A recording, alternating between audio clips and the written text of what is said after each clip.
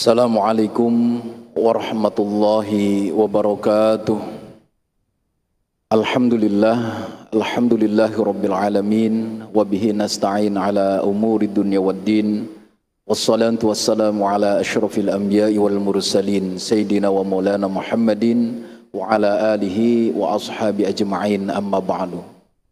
Yang sama-sama kita hormati Imam Besar Masjid Istiqlal Bapak Profesor Dr. Kiai Haji Nasruddin Umar MA, para asatid, para alim ulama, dan segenap kepengurusan Badan Pengelola Masjid Istiqlal, jamaah Masjid Istiqlal yang dimuliakan Allah Subhanahu wa Ta'ala, serta pemirsa kanal YouTube Masjid Istiqlal dimanapun Anda berada. Alhamdulillah, pada kesempatan siang yang berbahagia ini, Ahad 30 Juni 2024 Miladiah, bertepatan dengan 23 Zulhijjah 1445 Hijriah, bersama guru kita Mukarram Dr. Kiai Haji Abdul Rashid Teguhdin Hamid MPD yang akan menyampaikan kajian rutin mengkaji kitab Adabul Insan fil Islam karangan Kiai Haji Muhammad Ali Al-Hamidi. Dalam kesempatan kali ini beliau akan melanjutkan pembahasan tentang sosok Nabi Muhammad, yaitu adalah tokoh yang tahan uji dalam menyampaikan dakwah agama Islam. Patut menjadi tauladan bagi kita bagaimana sang baginda Nabi Muhammad sallallahu alaihi wasallam dalam menyampaikan dakwahnya, sehingga kita termasuk dari penghujung dari pengikut beliau yang mendapatkan hidayah Islam juga. Mudah-mudahan apa yang disampaikan oleh guru kita dapat menjadi sebuah ibrah dan pelajaran bagi kita semua. Mari kita mengikuti kajian ini, diawali dengan penyampaian materi oleh guru kita, dan berikutnya kita buka dialog tanya jawab. Kami sediakan mic di tengah-tengah kaum bapak dan juga di hadapan kaum ibu. Dan bagi pemirsa kanal YouTube Masjid Istiqlal dapat menyampaikan pertanyaan melalui chat YouTube yang ada. Sebelum kita memulai kajian, kami menginformasikan kepada jamaah Masjid Istiqlal dimanapun Anda berada, bahwa Masjid Istiqlal saat ini adalah penghujung, jadi ahad penghujung daripada tahun 1445 Hijriah. Ahad depan insya Allah nanti kita melihat hasil hisab ru'yat, akan masuk tahun baru Hijriah 1446 Hijriah. Masjid Istiqlal biasa mengadakan di penghujung akhir tahun, karena penghujung akhir tahun ini kemungkinan di 29 Zulhijjah, maka kita mengadakan simaan tasmi' hifzul Quran nanti di tempat sholat ini, mulai ba'da subuh sampai isya atau selesainya, hingga kita tutup dengan majelis khutmil Quran. Malamnya dini hari pukul 1 kita menyelenggarakan Qiyamul Lail, muhasabah bersama imam besar dan para imam untuk awal tahun baru Hijriah. Dan berikutnya insya Allah bila tidak ada perubahan, kita melakukan tabligh tahun baru Hijriah atau tahun baru Islam 1446 Hijriah. Demikian kira-kira informasinya. Mari kita ikuti bersama kajian kita bersama guru kita Al-Muqam Dr. Kiai Haji Abdul Rashid Teguhdin MPD, dengan niatan i'tikaf dan talabul ilmi ala hadhihi niyyah wa likun liyatin salihah wa ila hadratin nabiyil mustafa sayyidina wa maulana Muhammadin sallallahu alaihi wasallam. Al-Fatihah. A'udzubillahi minasyaitonir rajim. Bismillahirrahmanirrahim. Alhamdulillahirabbil alamin arrahmanir rahim maliki yaumiddin. Iyyaka na'budu wa iyyaka nasta'in. Ihdinas siratal mustaqim. Siratal ladzina an'amta 'alaihim ghairil maghdubi 'alaihim waladdallin. Amin.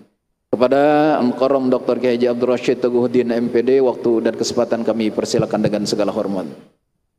Terima kasih Pak Ustadz Ahmad Mulyadi, SEI. Assalamualaikum warahmatullahi wabarakatuh. Waalaikumsalam.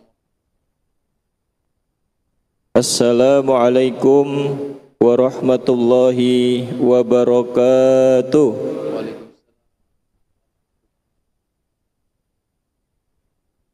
Kalau saya ngucap salam 3 kali nggak ada yang jawab Pak Ustadz, saya pulang. Alhamdulillahirabbil alamin.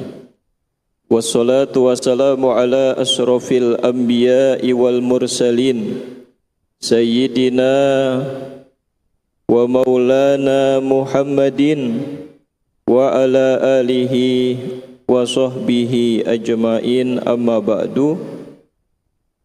Qala Allah ta'ala fil Qur'anil Karim, Bismillahirrahmanirrahim. Wa ja'ala kalimatal ladzina kafaru sufla wa kalimatullahi hiyal ulya wallahu azizun hakim. Wa qala an-nabiy sallallahu alaihi wasallam, laqad taraktukum ala mislil bayda layliha kanahariha la yazighu anha illa halik. Sadaqallah wa sadaqa rasuluhun nabiyul habibul karim wa nahnu ala dhalika minasyahidin wa syakirin walhamdulillahi rabbil alamin. Ma'asyiral hadirin jamaah salat zuhur Masjid Istiqlal yang dimuliakan Allah Subhanahu wa taala. Wabil khusus untuk guru kita bersama Al-Mukarram Profesor Dr. Kiai Haji Nasaruddin Umar MA, Imam Besar Masjid Istiqlal. Kita doakan semoga beliau senantiasa dalam keadaan sehat walafiat dan ilmu yang beliau miliki berguna untuk umat Islam di Indonesia dan di seluruh dunia. Amin amin ya rabbal alamin. Bapak Ibu, saudara-saudari yang dimuliakan Allah Subhanahu wa taala. Tema yang akan saya sampaikan yaitu tentang kesabaran Nabi mensyiarkan agama Islam. Nabi tahan uji, Nabi tahan hinaan, Nabi tahan ejekan, bahkan Nabi tahan dicelakai. Jadi tema dalam kitab ini yaitu Nabi tahan uji dalam menyampaikan agama Allah. Jadi kalau Nabi yang kita yakini Nabi Muhammad sebagai Nabi umat Islam, maka umat Islam juga harus tahan uji. Capek saya sholat mulu, ya Allah. Baru sholat aja udah gak kuat. Capek saya sedekah mulu, nanti harta saya habis. Baru sedekah saja gak kuat. Bagaimana bisa disebut sebagai umat Nabi Muhammad sallallahu alaihi wasallam? Dalam kitab ini Syekh Muhammad Ali Al-Hamidi pertama menceritakan tentang usia Nabi Muhammad sallallahu alaihi wasallam. Beliau berusia 63 tahun. 23 tahun semenjak Nabi Muhammad diangkat menjadi Nabi dan Rasul, digunakan waktunya untuk mensyiarkan agama Islam, mengajarkan ajaran Islam kepada siapa? Kepada umat beliau. Maka ketika kita menyampaikan sambutan, yang kedua selesai hamdalah yaitu kita bersolawat kepada Rasulullah, kepada para sahabat Rasulullah dan para pengikut Rasulullah hingga akhir zaman. Artinya di sini jamaah yang dimuliakan Allah Subhanahu wa taala dan juga para pemirsa channel YouTube Masjid Istiqlal, kita harus mengikuti sosok Rasulullah sallallahu alaihi wasallam. Menyampaikan ajaran Islam itu bukan tugasnya Pak Ustadz, bukan tugasnya ulama, bukan tugasnya dai, bukan tugasnya kiai, tapi tugas kita bersama. Apakah Rasulullah disebut kiai pada saat itu? Apakah Rasulullah disebut ulama pada saat itu? Rasulullah itu hanya sebagai seorang ayah dari anak-anaknya, sebagai seorang suami dari istrinya, sebagai seorang sahabat dari kawan-kawannya. Maka ketika Rasulullah mendapatkan perintah Iqra bismi rabbikal ladzi khalaq khalaqal insana min 'alaq Iqra wa rabbukal akram alladzi 'allama bil qalam 'allamal insana ma lam ya'lam. Ini ayat perkenalan.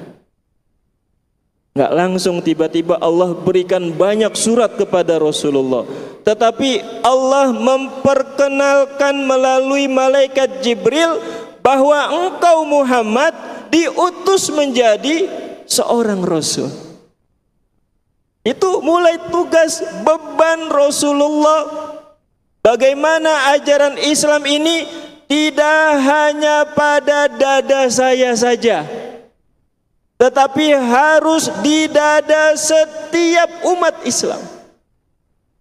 Bapak Ibu yang dimuliakan Allah, jadi Islam yang kita peluk ini sebenarnya adalah perjuangan Rasulullah. Kalau Rasulullah mendapatkan perintah atau ayat-ayat Al-Quran, Rasulullah sembunyikan, Rasulullah tidak menyampaikan, Rasulullah tidak mengamalkan, maka tidak ada ajaran Islam yang kita peluk sampai saat ini. Maka tanda bukti berterima kasih kita kepada Rasulullah sallallahu alaihi wasallam itu dua. Yang pertama, kita memuji Rasulullah dengan banyak membaca sholawat kepada Rasulullah. Allahumma salli ala Sayyidina Muhammad wa ala ali Sayyidina Muhammad. Kenapa diperintahkan sholawat? Karena sholawat memang perintah dalam Al-Quran, wajib. Maka dalam sholat, kalau kita tidak membaca sholawat pada tasyahud awal dan tasyahud akhir, maka sholatnya batal karena rukunnya hilang. Begitu juga dengan khutbah Jumat, tidak ada sholawat karena merupakan bagian dari rukun khutbah. Maka hukum membaca sholawat itu wajib. Kenapa wajib? Pertama, kita mengagungkan Rasulullah sallallahu alaihi wasallam. Apakah Rasulullah ingin diagungkan? Ketika Rasulullah datang ke Yasrib, kaum Ansor bergembira dengan datangnya Rasulullah. Mereka mendendangkan syair, Qala al-badru alaina. Apa yang Rasulullah lakukan? Rasulullah duduk. Rasulullah menghormati para sahabat-sahabat kaum Ansor tersebut. Tidak mau, aku datang disambut. Enggak gitu Rasulullah. Karena Rasulullah benar-benar memperjuangkan, mensyiarkan, menyampaikan ajaran Islam. Dengan apa? Rasulullah menyampaikan, mensyiarkan ajaran Islam, yaitu pertama dengan fisiknya. Iya, fisik. Harusnya Rasulullah ketika mendapatkan ayat Iqra, Rasulullah gemeteran, Rasulullah takut, Rasulullah berselimut. Harusnya enggak lanjut. Tetapi ada ayat selanjutnya, ya ayyuhal muzammil, hai orang-orang yang berselimut. Masya Allah. Jadi udah siap siang malam Rasulullah berdakwah. Jadi ini tugas kita bersama Bapak Ibu sekalian. Bagaimana cara dakwah kita Pak Ustadz? Dakwahi keluarga kita. Ibu sebagai seorang istri, dakwahkan suami agar mau melaksanakan sholat. Berat Pak Ustadz, suami saya itu semenjak menikah dengan saya nggak pernah sholat Pak Ustadz. Tapi Islam Pak Ustadz, doakan ajak, doakan ajak. Allah akan membuka hati suami atau pasangan kita untuk bisa dekat kepada Allah Subhanahu wa taala. Kan perintahnya hanya mengajak. Nabi Ibrahim ketika diperintah oleh Allah Subhanahu wa taala untuk menyampaikan perintah haji, kata Nabi Ibrahim, suara saya ini terbatas. Lalu Allah jawab, aku hanya perintahkan engkau mengajak. Begitu Pak. Anak kita nakalnya minta ampun, doakan. Rabbana hablana min azwajina wa zurriyatina qurrata a'yun waj'alna lil muttaqina imama, doakan. Terus kasih makanan yang halal deh.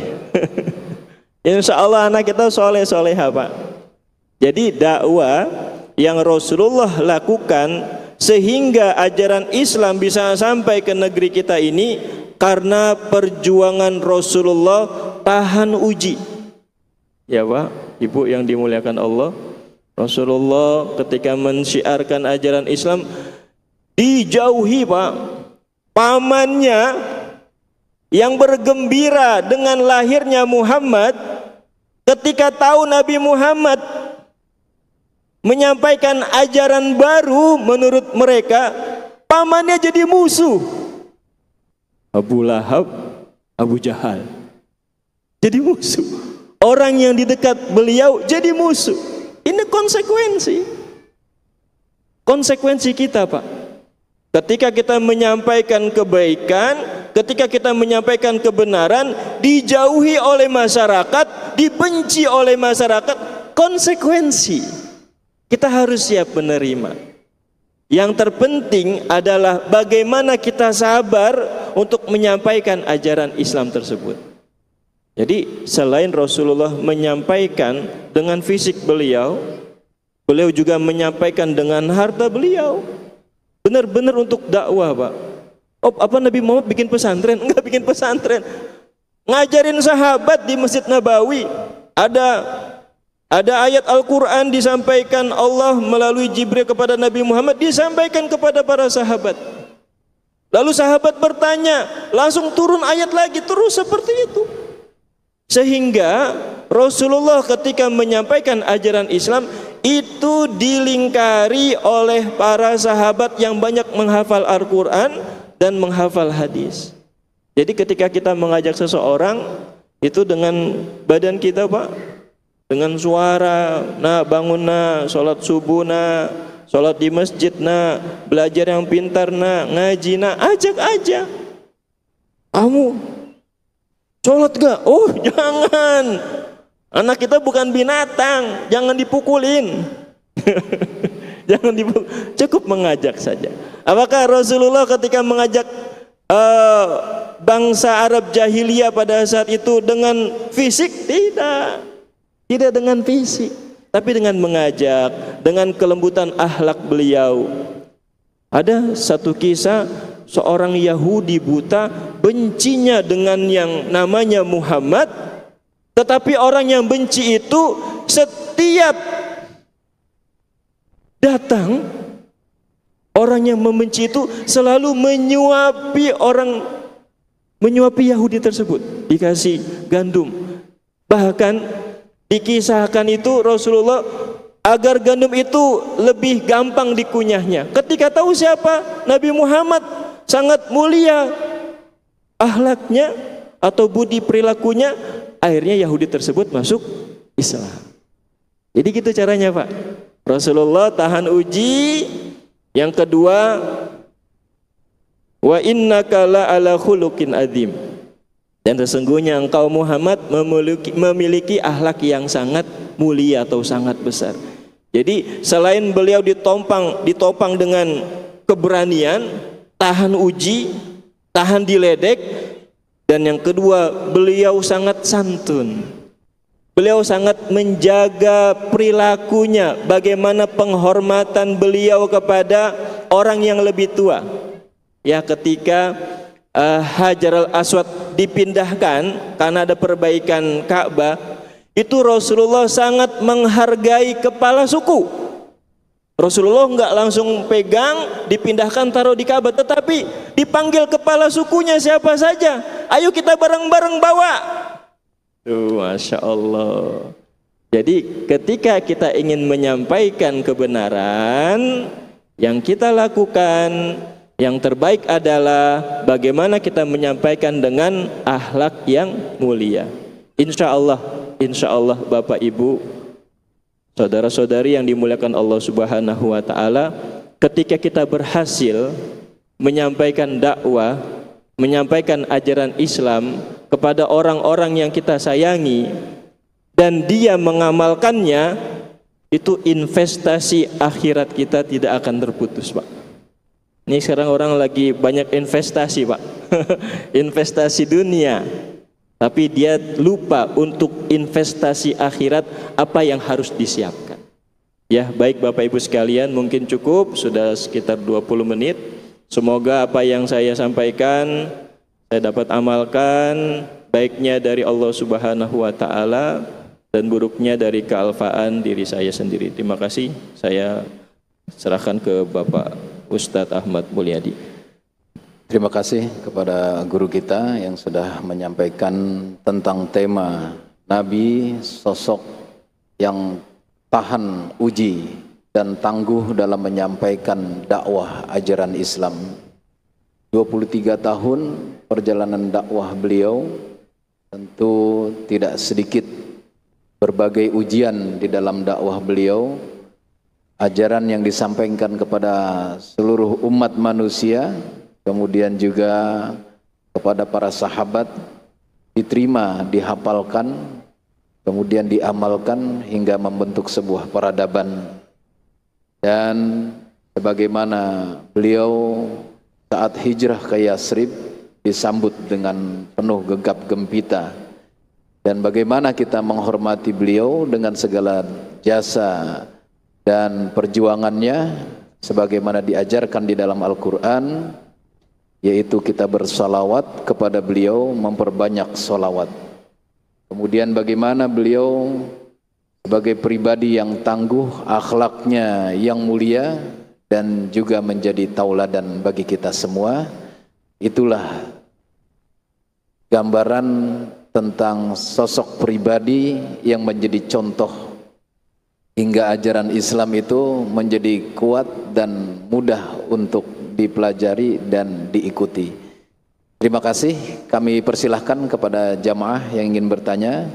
Sebelum itu kita sapa dari kejauhan, ada pemirsa kanal YouTube Masjid Istiqlal, ada Mustamin, kemudian ada Erhem Hasbi, ada Muhammad Alfian. Muhammad Alfian bertanya, salawat yang bagus dibaca tiap hari, bilangannya berapa? Bertanya beliau. Kemudian Junjuna menyapa saja. Kemudian ada Asui, ada Nur, dan yang lainnya yang mengikuti kajian ini. Yang menyapa tadi beberapa rekan yang sudah mengikuti dari kejauhan. Ada yang dari Surabaya, ada yang dari Sumatera, dan sebagainya. Ya, kami persilahkan bila ada jamaah yang ingin bertanya dari Masjid Istiqlal, kami persilahkan dari Ibu. Ini silakan Pak, sebutkan nama, asal daerah, uraian dengan singkat dan padat. Assalamualaikum warahmatullahi wabarakatuh. Waalaikumsalam warahmatullahi wabarakatuh. Nama saya Madari dari Lamongan, Jawa Timur, Bapak. Oh, Masya Allah. Ustadz. Madari. Dari Lamongan, Jawa Timur. Silakan. Terima kasih apa yang disampaikan oleh Bapak Ustadz tadi mengenai sosok Nabi kita Muhammad sallallahu alaihi wasallam. Tahan semuanya, tahan uji, ya tahan ditempa dengan apapun. sebagai uswatun hasanah untuk umat manusia di masa sekarang dan masa akan datang. Yang perlu saya tanyakan Bapak Ustadz, bahwa apa yang sudah dicontohkan oleh Rasulullah Muhammad sallallahu alaihi wasallam kepada umatnya ini, kalau melihat dari zaman sahabat, bahwa beliau semuanya langsung kehidupannya bersama-sama dengan Rasulullah sallallahu alaihi wasallam. Apa yang dilakukan oleh Rasulullah sallallahu alaihi wasallam, beliau pasti melihat secara langsung. Pertanyaan saya, sampai saat ini umat Islam, cara untuk melakukan syariat ini berbeda-beda. Jadi ada beberapa golongan, termasuk semuanya mengakui yaitu melaksanakan sunnah-sunnah Rasul, tapi syariatnya berbeda-beda. Apakah termasuk nanti di yaumul qiyamah diakuin sebagai umat Rasulullah Muhammad sallallahu alaihi wasallam, ataukah ada dispensasi bahwa karena pengetahuan kita sampai saat ini yaitu dari para guru-guru, para ustadz, para kiai. Nah, lantas kalau tidak sesuai dengan apa yang dicontohkan oleh Rasulullah sallallahu alaihi wasallam, apakah itu termasuk mengikuti Rasulullah sallallahu alaihi wasallam atau bagaimana? Itu saja yang bisa saya tanyakan. Terima kasih. Assalamualaikum warahmatullahi wabarakatuh. Waalaikumsalam warahmatullahi wabarakatuh. Ini ada satu penanya lagi dari kanal YouTube, Bapak Alfi Pratama Mahendra. Ini dari Kalimantan, menyampaikan pertanyaan, bagaimana cara mendidik anak agar meneladani sikap Rasulullah sallallahu alaihi wasallam. Terima kasih Ustadz. Assalamualaikum. Jadi dari YouTube sudah ada 2 penanya. Yang dari Masjid Istiqlal biasanya terkesima ini Pak. Mau maju ke mic kadang-kadang malu-malu. Baik. Sambil menunggu pertanyaan-pertanyaan berikutnya langsung dijawab oleh guru kita. Fadhol. Terima kasih kepada Ustadz Ahmad Mulyadi. Untuk pertanyaan kedua Bapak, tadi yang pertama itu dari yang di YouTube Masjid Istiqlal menanyakan berapa kali sholawat dalam sehari. Bapak Ibu yang dimuliakan Allah, walaupun kita tidak membaca sholawat di luar sholat, maka ketika kita sedang sholat, maka di tasyahud awal dan di tasyahud akhir kita membaca sholawat. Itu minimal sekali kita membaca sholawat dalam sholat. Itu yang wajibnya. Kalau ditinggal yang tadi saya bilang nggak sholawat dalam sholat, itu batal sholatnya. Terus yang kedua, ketika kita cinta kepada Nabi Muhammad, maka semakin banyak menyebut namanya. Tidak ada batasan. Saya cinta sama istri saya. Setiap waktu saya selalu menyebut nama istri saya, menyanjung nama istri saya. Begitu juga dengan kita. Ketika kita cinta kepada Rasulullah, maka setiap waktu, setiap saat selalu bersalawat. Allahumma sholli ala sayyidina Muhammad wa ala ali sayyidina Muhammad kepada Rasulullah sallallahu alaihi wasallam.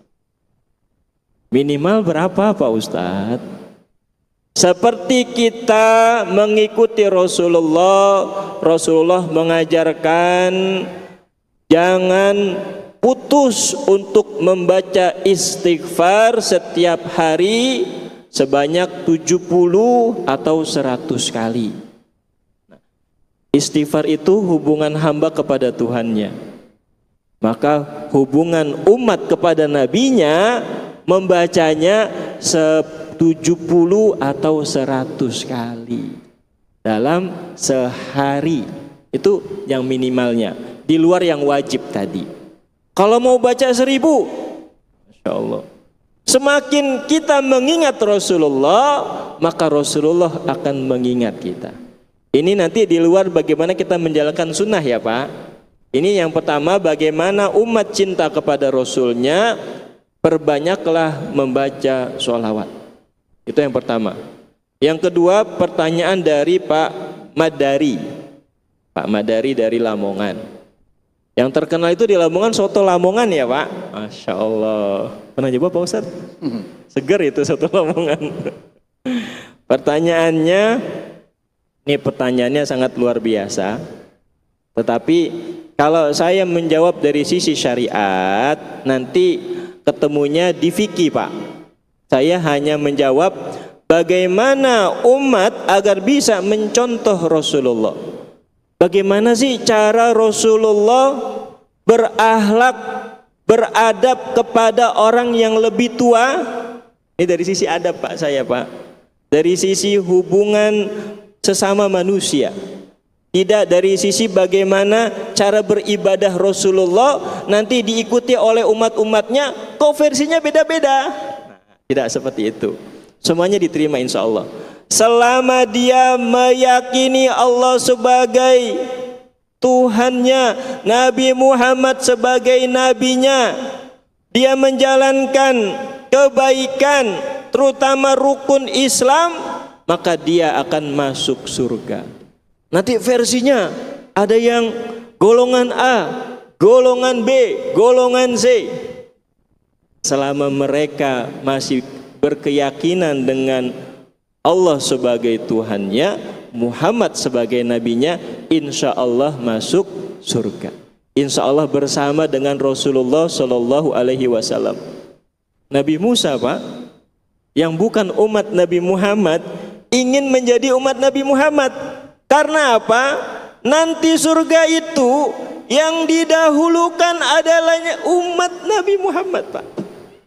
Umat Nabi lain nanti dulu, umatku dulu habiskan, nanti baru umat yang lain baru masuk. Jadi kita sebagai umat Islam ya kita mencontoh apa sih yang semuanya baik pada diri Rasulullah, kita contoh.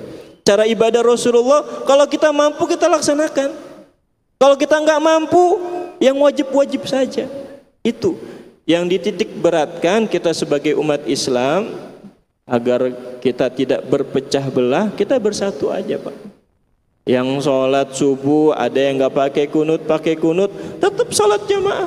Nggak bikin sab di belakang, ini jamaahnya pakai kunut, ini kagak, tidak. Semuanya bersatu dalam rangka bagaimana menjaga persatuan umat Islam.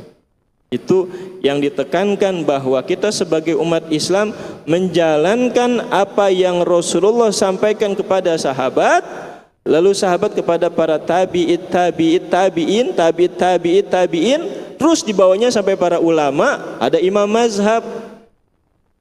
Masalah akidah saja Pak, itu ada golongan al-Asy'ariyah, ada al-Maturidiyah, nanti macam-macam masalah tauhid. Itu masalah keyakinan. Belum nanti di konteks fikihnya ada beberapa mazhab. Terus nanti di tasawufnya, saya pilih mana? Itu pilihan kita. Semuanya benar. Selama berlandaskan dari Al-Quran dan hadis, insya Allah semuanya benar. Itu yang kedua pertanyaan dari Pak Madari dari Lamongan. Yang ketiga, satu sesi aja Pak Ustadz ya, habis ini selesai Pak Ustadz. Udah jam 1 Ibu Bapak sekalian. Cara mendidik anak agar akhlaknya seperti Rasulullah Shallallahu Alaihi Wasallam. Yang pertama, kasih nama anak kita, kalau cowok namanya Muhammad. Iya, Muhammad. Nanti anak kita nanya, "Mah, nama ayah aku kan bukan Muhammad. Nama ayah aku itu Budi. Nama ayah aku itu Tono. Kok nama aku depannya Muhammad?" Nah, jelaskan. Kamu nak, kenapa mama ayah kasih nama Muhammad? Agar engkau bisa meneladani akhlak Nabi Muhammad. Jadi nama yang terbaik itu ada nama yang ada asma Allah yang di depannya ada kalimat Abdul Hamid, saya seperti Abdul Rosid, Abdul Somad, macam-macam. Yang kedua ada nama Nabi Muhammad. Agar apa? Agar anak kita bisa mencontoh bagaimana sosok Rasulullah Shallallahu Alaihi Wasallam. Ketika kita bisa mencontoh akhlak kepribadian Nabi Muhammad, insya Allah kita akan bisa mengajak saudara-saudara kita agar bisa mencontoh, mentauladani Nabi Muhammad Shallallahu Alaihi Wasallam. Itu dari sisi nama. Nanti dari sisi pendidikannya, dari sisi ajarannya, dari sisi sejarahnya, panjang nanti bisa 2 semester Pak Ustadz. Demikian, terima kasih Bapak Ibu sekalian, semoga manfaat. Ya, demikian mengingat waktu juga kajian kita bersama guru kita. Kita baca beberapa pemirsa yang kemudian baru mengikuti. Ada Ari MC, ada Run Setting, ada wanita paling bahagia, paling bahagia nih Pak, paling wanita. Kemudian ada Nugraha Angga. Ya, terima kasih Ustadz, ini dari Pak Alfi Pratama yang tadi pertanyaannya sudah dijawab. Mudah-mudahan kita dapat bertemu kembali dalam kajian-kajian yang lain di Masjid Istiqlal. Ada kajian Ba'da Asar, yaitu kajian Hawamis Ba'da Maghrib yang biasa diisi oleh mahasiswa-mahasiswa PK UMI tingkat S2 dan doktoral. Kemudian subuh dengan tausiah Ba'da subuh. Kami mengingatkan kembali bahwa Masjid Istiqlal akan menyelenggarakan muhasabah akhir tahun dengan menyelenggarakan Qiyamul Lail pada malam Ahad insyaallah ya, di malam Ahad depan. Kemudian paginya bila tidak ada perubahan jadwal yaitu tablik ataupun talkshow Pak, dengan beberapa tokoh negarawan, kemudian ulama atau tokoh-tokoh dakwah muda dan juga tokoh agama lainnya bersama juga imam besar. Dan kita simaan, yaitu mendengarkan hafalan Al-Quran dari para imam dan Jamiatul Qurra wal Hufad nasional di Masjid Istiqlal pada hari Sabtu subuh hingga malam insyaallah. Mudah-mudahan kita diberkahi dengan tasmi hafalan. Itulah bagaimana kita nanti melihat para hufad itu hadir dengan hafalan-hafalan yang dijaganya. Terima kasih atas kebersamaan para jamaah, juga kepada guru kita yang sudah membagi ilmunya. Mudah-mudahan kita selalu diberkahi oleh Allah Subhanahu wa taala. Kita tutup majelis ini bersama-sama dengan membaca kafaratul majlis. Bismillahirrahmanirrahim. Subhanakallahumma wa bihamdika asyhadu an la ilaha illa anta astaghfiruka wa atubu ilaik. Amin amin ya rabbal alamin. Akhirul kalam, hadanallahu yakum ajma'in wa fu minkum. Wassalamualaikum warahmatullahi wabarakatuh.